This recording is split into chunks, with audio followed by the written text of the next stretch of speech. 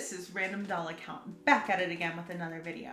And today we are going to go over the last month's worth of independent doll releases that honestly I've been wanting to comment about for a little bit, but you know how there's just like never time around the holiday season. It was definitely one of those things. So before I start, go ahead, do the quick disclaimer. Opinions are like butts, everybody has one. So if you disagree with an opinion of mine, I'm okay with that. Keep it cute, keep it simple, and go ahead and put your comment down below. I do respond back to them, and I am always open to change my mind. So there is that. Second, obviously this is an adult collector channel. So adult collector channel, expectation is not intended for children. So there you go. And we have a lot to talk about. So I'm just going to go ahead and hop straight into it. So the first doll I want to talk about is from Argigi. So we have the Encre d'Azur Argigi. This doll sold out so fast, it wasn't even funny.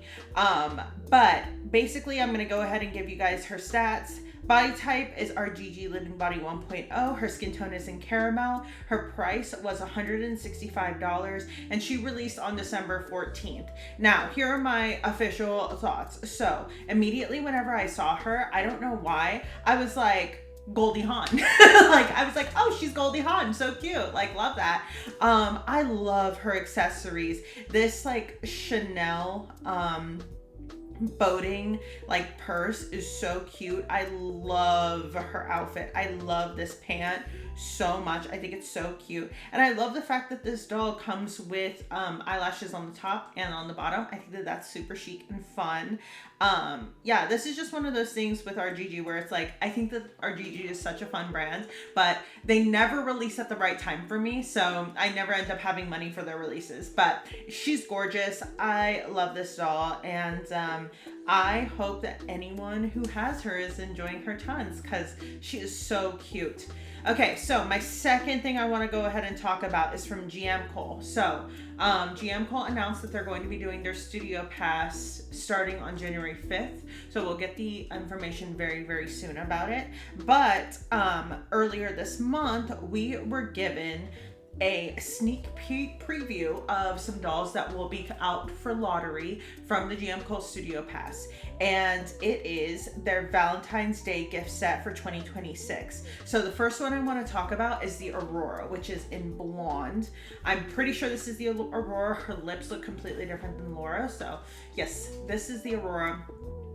This is what I mean whenever I say, if I'm going to add a blondie to my collection, like a blonde pale skin doll, I want it to be unique for me and my collection because so many come out. This is unique for me. I do not have a doll like this. I do not have a doll with this like soft Sabrina Carpenter honey blonde hair and then this like blush blindness, like absolute cutie cheeks. This is adorable. She's right up my alley, and you can even see camera right there.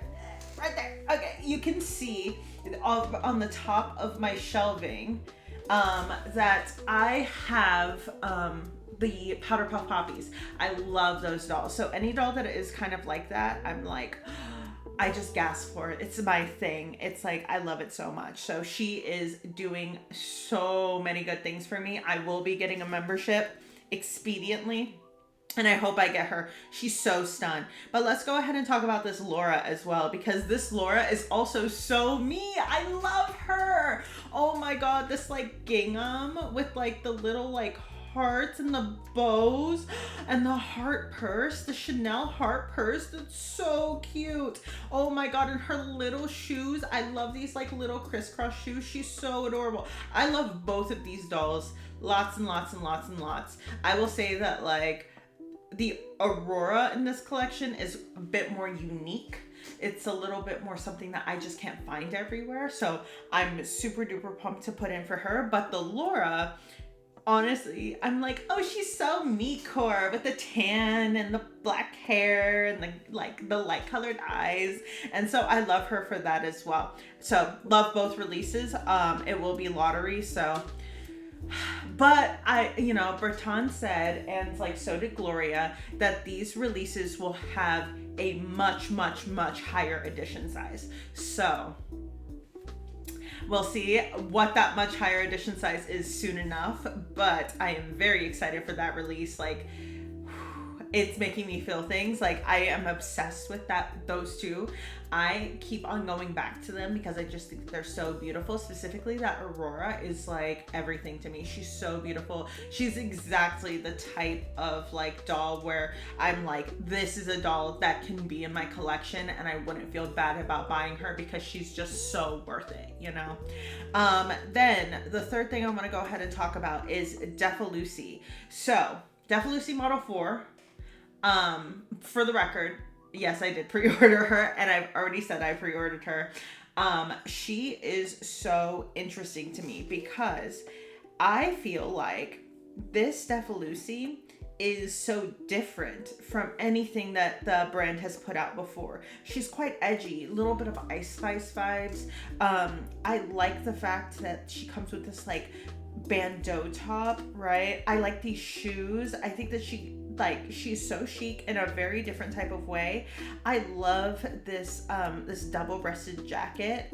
I love everything about this doll, honestly. I absolutely adore that clutch. Now, with that being said, I will admit, like, initially I was sitting there and I was like, should I get this doll? And it's not because I didn't want the doll. It was just more like, you know, whenever you've bought a decent amount and you're just kind of like sitting there and you're like, okay, logically, from in real life perspective, I'm getting DEFA Lucy Model 1 and 2, which I don't know if you guys can see them over here, but that review is coming out in the next week. So I bought these two and I was like, okay. I also bought Model 3. I did pass on the first Asian exclusive, the 3.5. But I was like, I don't know. And then Jonathan was like, can you please pre-order her for me and then just put her in my stuff because I shipping buddy for him. And I was like, oh yeah, of course. And then my thought process was, well, if I'm getting one for him, I might as well get one for me too.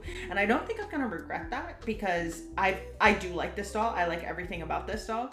But personally, I will admit to the fact that like whenever I'm buying a doll and I see like long, beautiful, brushable hair or like big hair, I get more like heart flutters, you know, than a doll that comes with a buzz cut.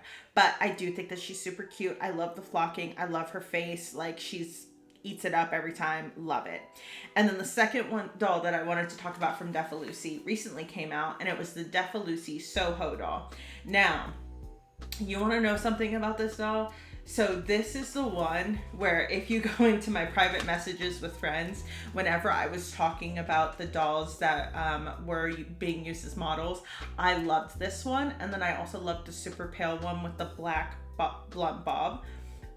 So whenever she came out or whenever I saw her preview, I was like, oh my God, I have to have her. I was obsessed.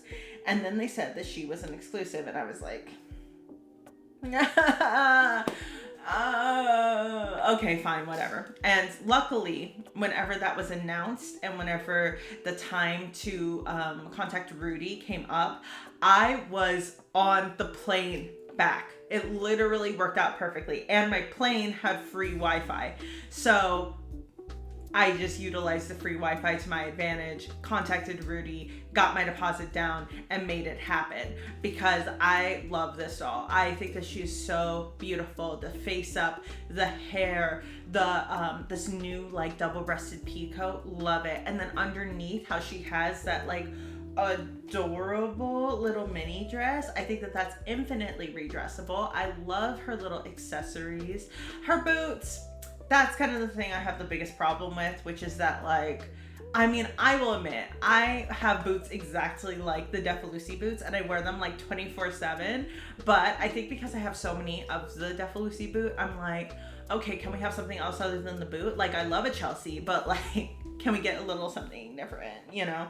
But I could forgive that because her shoes, spoiler alert, basically will fit 1-to-1 with a New Face shoe. So I was like, okay, well, you know, I love everything else about the doll. And each of these dolls came for $95. So I was just like, heck yeah, okay, cool, good enough. $95 each. that feels way more reasonable than what's going on in Integrity Toys universe. So I'll take that as a win, put the deposit down, calls it a day. So I will be receiving that doll. I do really, really, really love her. Like, to an insane amount. I usually kind of keep myself away from those, like, you know, oh, this is gonna be an A-Zone exclusive or whatever, but this was one where I was just like so obsessed that I had to make it happen, you know. And then last but not least, let's go ahead and talk about the brand that I just mentioned. Okay, so let's go ahead and talk about Blossom Pop Misaki. So first things first, here are the specs. Okay, so the edition size is 500 dolls worldwide. 100 of them are set aside for the US. The other 400 are set aside for A-Zone. The expected ship date is February 2026, and the right to buy lottery portion price is $165 plus shipping and handling. Her skin tone is in Japan. I mean, you and I both know what I just said about the whole Japan thing, like 2 days ago. So her hair color is platinum blonde, and there is a $7.50 tariff surcharge. So here's the deal. Do I think this doll is pretty? Yeah, of course I do. Like, it's a Misaki, and she's in this like very Harajuku core like outfit. I think that the outfit is super cute. I think it's very like, you know, very like appealing to the eye, very attractive.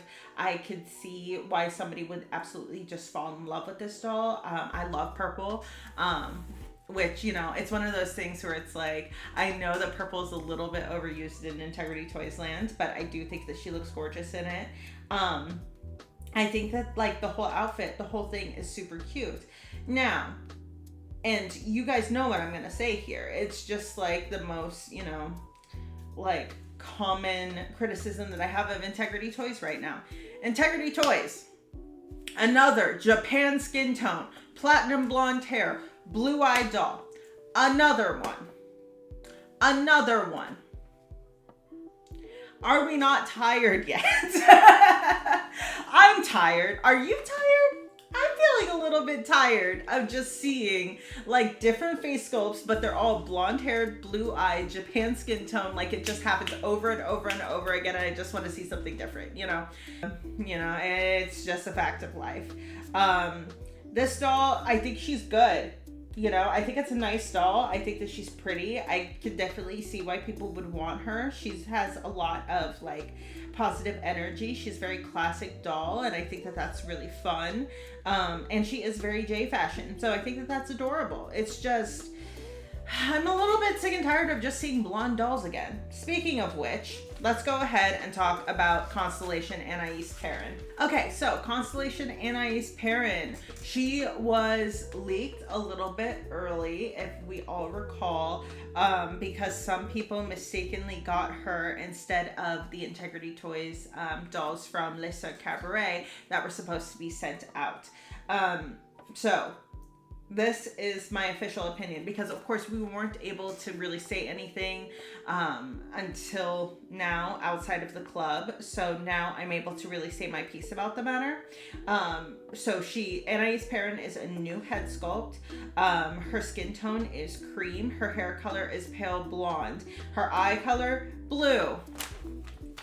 Okay, so, and she is in a new face body. Her W Club price is $199 plus shipping and handling, and her tariff surcharge is $7.50. She does come with a story, so I'll go ahead and read it right now. You can go ahead and skip if you want to. I'll put like a little thing right here that says the story, and then you can just skip ahead if you don't want to hear it. But the story. When her sister Aimeline first entered the modeling industry, Anais thought it was cliche. The society set was filled with people with famous last names, and those like Aimeline who dropped hers professionally, but still had the connections to go into fashion, modeling, or influencing. Anais wanted nothing to do with that. She was always a bit more rock and roll, a free spirit who loved being counterculture and being contrarian. After attending an elite boarding school in Switzerland, she charted her own path. She photographed alternative bands, mixed high-end couture pieces with fast fashion, and hung out at the cool underground clubs throughout Europe. While she didn't mean to be an influencer, her following grew organically. She was was authentic and she was cool. But a trust fund doesn't stretch as far as these days as it used to, and Anais knew she had to do something else. Given who she was and the heft of her family, she consistently received offers from major fashion houses, luxury brands, and more to get involved. Finally, she gave in. When Anais told her sister that she was following in her runway's footsteps, Emmeline was shocked. Then Anais dropped the bomb. Just so you know, I will be using our last name. You can add it if you want. Emmeline was frustrated. She wanted to try to make her own way as much as one could when everyone knew who your family was, but her sister Anais figured that she would lean into it. Their cousins were very successful in fashion and cosmetics, and that meant the parent name could fetch an extra premium. Okay, so the reason why I wanted to read this is because we learned in the last couple of weeks that Anais and Emmeline are both parents. So that was a super fun detail that we've never known until this point, which I love that kind of detail, storyline, everything like that for the purpose of like world building, storytelling, all of that. However, with Anais supposedly being this doll that's supposed to be like, or this character that's supposed to be like alternative and cool and like different, and she's always doing like, you know, underground punk stuff and like all of this doll is boring. I am so bored by this doll. I know that this is a contrarian opinion, but I do not care, okay? This is my take on the matter. Why another blonde-haired, blue-eyed, pale-skinned doll with a white dress and like this boring coat? I am so bored. I look at her and this is a snooze fest. And I know that this is controversial. Once again, I know that I'm being controversial here. I do not care, okay? I understand that this was inspired by the Jason Wu Fall Winter 2023 collection. That collection and this outfit has much more movement on an actual person than it does on this doll. I will also go so far as to say I have seen pictures of this doll's head in real life and it looks like she's alien headed, and I hate that.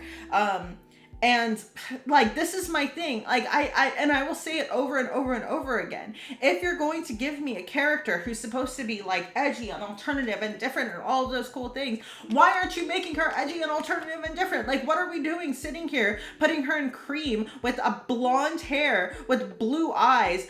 Like, I need to calm down. I need to calm down. Okay, so here's the thing.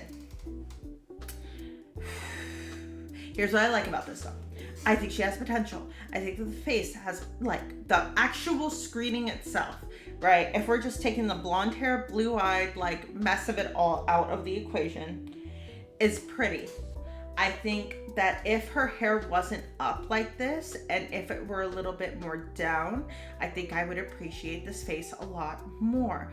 I can see the appeal of having Anais in your collection. How do I put this the right way? So this doll, like, I want to like this outfit more than I do.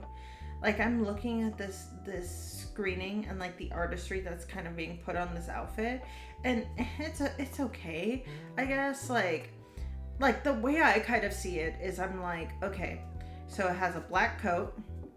It has this dress, which I think that the dress is the star of the show here if we're looking at it from an outfit perspective. But I'm looking closely at it and I'm like, okay, so she has like this like constellation etching on the dress itself. But what I don't like is I do not like this like bra effect underneath. I would take that off immediately just because I think that it makes the whole effect look ill-fitting. But I can see why somebody would think that this is generally pretty. It's just like, my problem is that like, just because something is pretty doesn't necessarily mean that it's like exciting me or making me feel anything. And I think that like, we've been in the year of the blonde hair, blue-eyed, pale-skinned, like Integrity Toys doll, and this doll is no exception to that rule. And it just like makes me so sad to like read her story and hear that she is like supposed to be this like alternative, different, cool type of girl, and then she's wearing this outfit. I'm like, this outfit is the most like everybody would pick it, like just classical thing, and I'm just kind of annoyed by that. I'm like, okay, but can we get something like really, really, really like interesting out there? No? Okay. Now that's the thing. I understand her edition size is 800, and like I understand that people, you know, they're gonna go crazy for a doll like this just because she's the first of her type. You know, she's the first of her kind. She's, you know, she's the type of doll that generally a lot of people could enjoy. But for me, I have a lot of doll. And if they give me an NIES that has something really, really crazy and different for me to put in my collection, then I'll put her in there. But right now, the way that I'm seeing it, which is I only have one doll in order to kind of judge her off of, this just feels like a boring choice. It feels safe, and I don't want safe anymore. I'm sick and tired of safe. I've had enough of safe. I have enough safe in order to like fill my entire room with it. So that's just kind of, you know, the name of the game here. I understand that some people really love stuff like this, and that's okay. I'm okay with that. Like, you know, you do you, boo. I don't think that she's an ugly doll. I think that she has plenty of like traditional prettiness. It's just, I don't know. I'm a little bit bored of it. You know, I'm a little bit bored of it, and I'm not afraid of saying it. But that is kind of where I'm at with every single doll that was released in the last month. There were a decent amount of releases. I feel like we all had to be very choosy on what we got this month because we also had Poppy Parker Sweet 16. We had a bunch of dolls coming in from the club. It was a very, very, very intense month for doll releases. And that's not including if you were like me and you bought DEFA Lucy 1 and 2, and then those came in as well. So I thank you guys so much for watching this video. If you enjoy it, please make sure to like, comment, subscribe, etc., etc. I really appreciate you guys, you know, watching this video, interacting, and doing all of that fun stuff. So I hope you have a wonderful rest of your day, and I will see you very soon for DEFA Lucy models 1 and 2. Bye.